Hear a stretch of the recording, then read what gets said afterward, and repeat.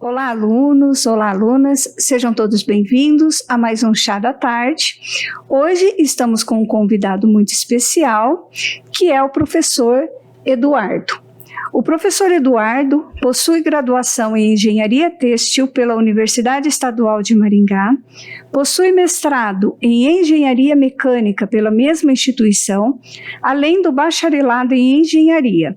Possui também graduação em Formação Pedagógica para o Ensino da Matemática, possuindo licenciatura para a prática docente à educação básica. No currículo também há 2 especializações nas áreas de engenharia, sendo uma em engenharia de produção e outra em engenharia da segurança, do trabalho, experiências profissionais. Como bacharel em engenharia, realizou trabalhos nos setores de engenharia para o ramo industrial e de prestações de serviços. Atualmente se dedica à atividade docente, onde leciona ciências matemáticas para o ensino superior dos cursos de pedagogia, análise e desenvolvimento de sistemas, engenharia de software e para o curso EAD de licenciatura em matemática. E também é professor da matemática e física para a educação básica. Eu sou a professora Magda Maria Fernandes, coordenadora do curso de matemática, e vamos ter a honra agora de conversar um pouquinho com o professor Eduardo Justiniano. Boa tarde a todos, muito obrigado pelo convite, professora Magda, é um prazer estar aqui novamente. Prazer é nosso. Mais uma vez aqui falando sobre a ciência e matemática, que é uma área que poucas pessoas gostam, mas é uma área muito interessante, uma área que tem nos agregado aí bastante grandes evoluções tecnológicas, e tudo por trás tem esse lado da matemática. Perfeito, professor. Bom, simulações mecânicas, linguagem de máquina, explicação de fenômenos físico-químicos por meio de recursos numéricos, sempre instigou a curiosidade humana, a ponto de compreender e dominar a ciência matemática. A tecnologia está cada vez mais presente e é uma consolidação do avanço das pesquisas que facilitam a vida de todos. Como a matemática se encaixa nisso tudo, professor?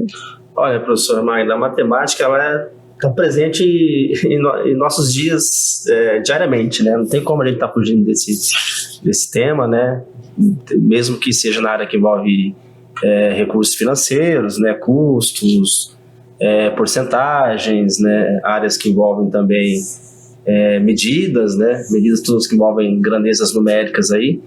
E a matemática, hoje, por exemplo, no nosso bate-papo aqui eu trouxe um tema bastante assim específico, está muito em alta hoje, inclusive nesse ramo, quer dizer, não só no ramo da matemática em si, mas no ramo das ciências exatas, porque é uma área que da matemática mesmo, da questão da matemática pura, mas também é muito importante na matemática aplicada, que são as equações diferenciais ordinárias. Tá? Acho que o nosso querido estudante ainda, alguns devam conhecer, outros ainda não, mas que talvez futuramente vão ter contato mais próximo com esses fenômenos aí. Pode perguntar, desculpa. Não, eu ia perguntar justamente sobre isso. O que são essas equações? Sim. As equações diferenciais ordinárias, também chamadas de EDOs, ela nada mais é do que uma equação, uma equação onde você tem um termo de igualdade de um sistema igual a outro sistema, ou aquela equação que a gente aprende na época do ensino fundamental, determinada coisa é igual a uma outra determinada coisa, ou que tenha nesse sistema um número não conhecido, que é uma incógnita, Então, a ideia dessa equação, desse termo de igualdade, que envolva funções matemáticas, e as suas derivações, tá? Ou seja, as suas variações dessa mesma função, que são iguais, Tipo assim, são variáveis, uma função, uma única função de uma única variável dependente que se iguala às suas derivadas, mas dessa mesma função dependente. Um exemplo, por exemplo, deslocamento de algum objeto, de algum material em relação ao tempo, né? A gente tem essas grandezas que envolvem o deslocamento, né? Um objeto sai de um lugar, vai para um outro lugar, né? Isso vai envolver a função do deslocamento com o tempo, né? O tempo tem essa variação. Determinado tempo, o objeto esteve em uma posição diferente, porque o tempo vai aumentando, né? Então, e aí tem a sua velocidade, que está também relacionada à função tempo, e tem a sua aceleração também, que está vinculada à função tempo, né? Então, a gente começa a lembrar da lei da física aí, né? Velocidade média, leis de Newton, né? E para você ver como que está totalmente interligado uma coisa com a outra, né? Eu costumo até dizer para alguns alunos meus que a física é a matemática aplicada, né? Aqui é todos aqueles cálculos lá que acaba dando aquela noção lógica do por que é aquilo, né?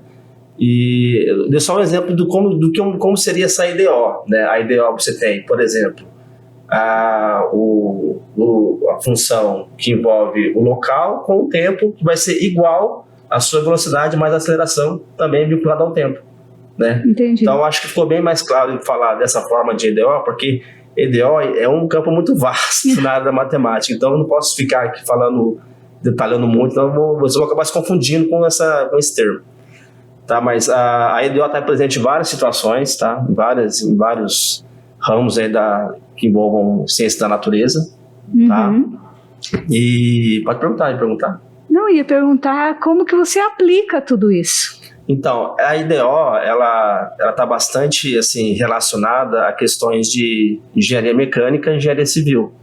Como a gente pode falar bem isso na prática, por exemplo. Simulações matemáticas, simulações mecânicas de um determinado corpo em função de forças ou tensões que são aplicadas sobre ele, né? Por exemplo, o engenheiro civil vai calcular um projeto arquitetônico onde ele tem aquelas vigas lá que sofrem tensões, né? Força-peso, né? Para ver se vai aguentar, se vai ter base, fundamento, né? Então, tudo isso envolve e tem as suas funções também, que nem o exemplo que eu dei agora há pouco da questão da velocidade do deslocamento, né? E hoje em dia as EDOs a gente aplica na licenciatura, mas também tem na parte prática, que eu acabei de falar. Mas para quem é engenheiro, não costuma usar muito esses cálculos. Eles pegam tudo pronto por algoritmos já consolidados, como aqueles programas famosos que a gente conhece como CAD. O CAD, a linguagem dele por trás também é uma IDO, né, onde o engenheiro vai lá, coloca as suas variáveis e o próprio CAD sistema monta para ele, né? Então, não tem mais aquele trabalho de pegar aquelas folhas, calcular, fazer na mão, na unha, como antigamente espalhar era, né? aquele monte de fórmula, um monte de coisa, e para chegar a uma certa conclusão. Então, a tecnologia ajudou muito em relação à velocidade, em relação a esses algoritmos aí que também ajudam a facilitar a vida deles, né? Hoje em dia, ninguém mais faz isso, praticamente. São raramente pessoas fazem isso. Hoje em dia, todos recorrem à questão do CAD, que faz tudo aqueles cálculos loucos lá. E daí são esses cálculos que são aplicados na prática. Isso, mas eles não fazem os cálculos, né? A ideia é que o engenheiro também conheça o cálculo, porque ele não pode ficar dependendo só do software. Entendi. Né? Só que muitos não gostam, né? Então, não se apegam muito à velha guarda, né? Como antigamente, né?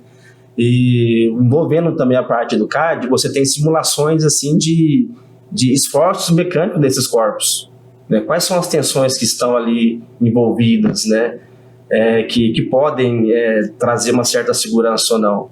E a EDO já puxa para um outro lado agora, que é o método de elemento finito, né? Que está muito em atualidade hoje, porque ele simula situações mecânicas, né? De força, tensões, temperatura, tempo, como essas funções que eu acabei de falar da velocidade, né?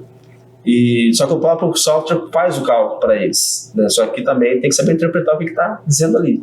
Certo, senão não adianta nada, né? Não adianta nada, não tem o conhecimento para poder fazer a leitura, né? Exatamente. Mas eu queria trazer essa questão do método de elemento finito, porque envolve a IDO, envolve propriedades físico-químicas dos materiais, né? Cada material tem a sua matriz de resistência, de rigidez, que é um valor tabelado. Envolve também a parte química, né? A parte interna, né? Reações de moléculas ou não. E para você ver que está tudo interligado. São N variáveis que estão ligadas a uma coisa só, né, que podem influenciar o resultado final. Entendi. Entendeu? E o EDO, ele contribuiu para quê? Qual foi a contribuição dele para o avanço das ferramentas? Então, que eu acabei de falar, um exemplo prático, a gente vê a contribuição das equações diferenciais ordinárias, que são as EDOs, que já existe há muito tempo, desde a época de Newton, que foi um dos primeiros estudiosos desse assunto, contribuiu hoje para poder fazer esse cálculo do método de elemento finito. Porque na década de 70 não era feito nada disso. Era tudo feito, como eu falei, daquele jeito antigo, né, com um monte de fórmula, com um monte de cálculo, de teorema de tudo que você imaginar, que tem em áreas específicas, né, de materiais. Só que hoje em dia não, está tudo computadorizado, né? A ferramenta computacional auxilia muito nesse aspecto, né? Facilitou muito, Facilitou muito, porque antigamente as pessoas faziam cálculo de EDO para método de elemento finito, né? Para fazer cálculo de estruturas muito complexas, por exemplo, fazer um projeto de um avião ou de um navio. Por quê? Para que esses projetos não tem aquele pensamento assim, tentativa e erro. Não, porque envolve muito investimento e tem que ser uma coisa mais assertiva, né? Uhum. Do que tentativa e erro. Não deu certo, faz de novo. Então era feito muito dessa forma, vamos colocar assim, na mão mesmo, né? E depois era passado por um cartão, onde levava um computador, e a gente sabe que naquela época computadores da década de 70 não eram tão assim acessíveis como é hoje, né? Sim, hoje qualquer celular tem... Já resolve, né? Já resolve. Então era feito através das universidades, assim, né? Na época da Poli e da USP, fazia muitos trabalhos. Então tinha esse apoio da universidade, né? Uhum. Que ajudava muito nesse aspecto. Mas hoje não, hoje em dia você compra um software aí que já faz tudo. Tá, então praticamente não precisa nem da intervenção humana ali para ter esses cálculos. O interessante é fazer os cálculos para poder entender o porquê que funciona daquele jeito. Então tem que fazer, né? Tem que saber e tem que aprender. Tem que saber. É claro que para quem trabalha mais com licenciatura em matemática, que a gente fala de matemática aplicada, vai saber disso perfeitamente. Mais do que um próprio engenheiro, né? Perfeito, né? perfeito. Vamos, digamos que assim, né? Porque hoje muitos têm aquela ideia de que matemática é algo que está ficando meio obsoleto por conta da tecnologia mesmo. Sim. Né? Mas não, a mão humana ali, ela tem que estar ativa. Porque hoje em dia o ser humano está muito assim acomodado, né? Dependente dessas ferramentas tecnológicas, né? Que nem, por exemplo, hoje em dia a pessoa não sabe mais desenhar um esboço de um projeto, de um objeto sem um CAD, né? Não sabe mais desenhar na mão, né? Com esquadro, com régua, né? Como era feito antigamente. Aquelas vistas, né? Que a gente fazia em aulas de desenho, para quem é engenheiro, né? Vai saber. Hoje em dia não, hoje em dia tudo assim... O interessante é saber as duas formas, né? A forma tanto prática como a forma, assim, digamos que manual, né? Certo. Bom, professor, infelizmente o nosso tempo é muito curto, né? É um tempo só para um chazinho mesmo. Sim. Então, deixar assim um gostinho de quero mais, né? Para uma próxima que com certeza virão. Sim. E, mais uma vez, eu gostaria de te agradecer por estar aqui conosco. Eu que agradeço a oportunidade, né? Eu sei que é um tema muito complexo, não dá para falar em pouco tempo, né? Então, fica aí a próxima oportunidade para a gente poder estar destrinchando mais esse assunto aí, passo a passo. Obrigado, professor. Eu que agradeço. Obrigado, pessoal. Tchau. Obrigado, tchau.